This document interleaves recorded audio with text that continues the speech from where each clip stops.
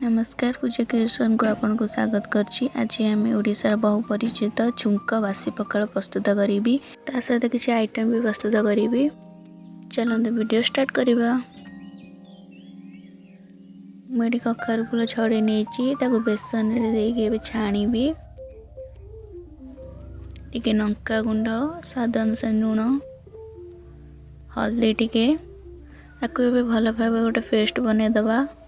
कखारु फूल छाणिया किसी तेल नहीं जावा।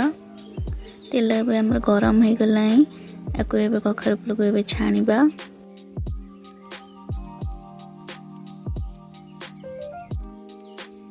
कखारु फूल हो गला प्लेट गोटे काढ़ी नेबी। आ सेकेंड आइटम टी हूँ पापड़ आपको छाणी नेबी।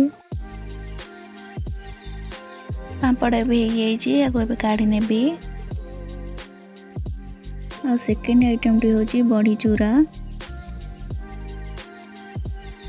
बड़ी आमर काढ़ी नौची।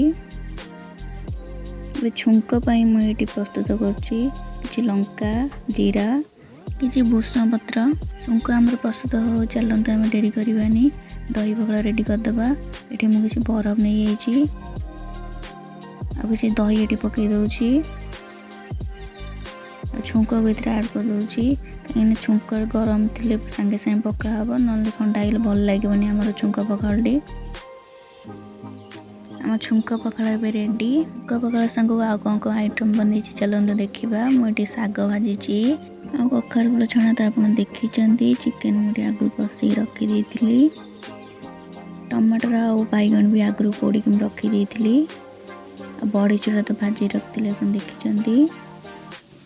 छुंक पखाड़ संग आलू कषा भी बनई।